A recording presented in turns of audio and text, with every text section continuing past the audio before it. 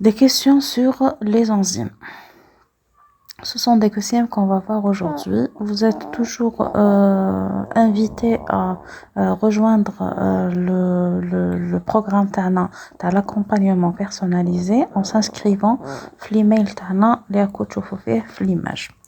La première question, t'as les enzymes. La loi de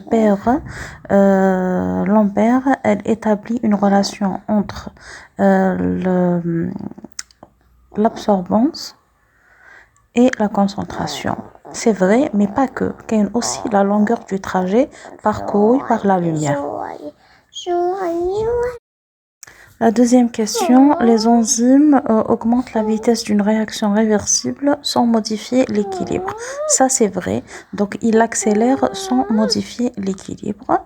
Je vous ai mis les inhibiteurs non compétitifs. La fixation tahom diminue la vitesse maximale de la réaction, mais ne modifie pas l'affinité. La troisième question, l'enzyme qui est dépourvu de son groupement prosthétique est un apoenzyme. Donc, on a holoenzyme, apoenzyme, coenzyme, site catalytique et les cofacteurs avec le groupement prosthétique. Le coenzyme, c'est une liaison réversible. Le groupement prosthétique, c'est irréversible, c'est fortement lié. Les enzymes allostériques, ce sont des enzymes qui modifient l'affinité à la substance S. On a un site actif avec un effecteur et on va avoir un changement de la conformation avec une interaction entre les deux.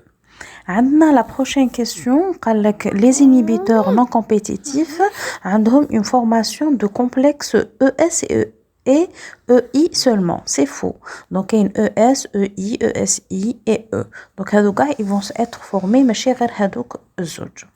La prochaine question,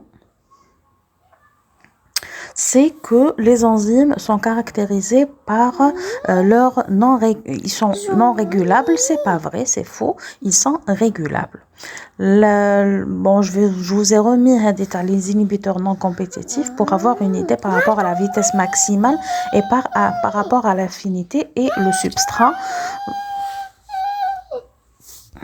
Les inhibiteurs non compétitifs, ont une KM augmentée? Non, elle est inchangée. La vitesse peut changer, mais la KM ne change pas. Concernant les isozymes, avec la dernière question, donc je sais pas on va la revoir. Ferons les allozymes, isozymes B et C. Donc ce sont des isozymes, les enzymes à structure moléculaire légèrement différente, avec une activité enzymatique identique. Donc elles sont un peu modifiées mais identiques. Pour cette question, répondez les commentaires.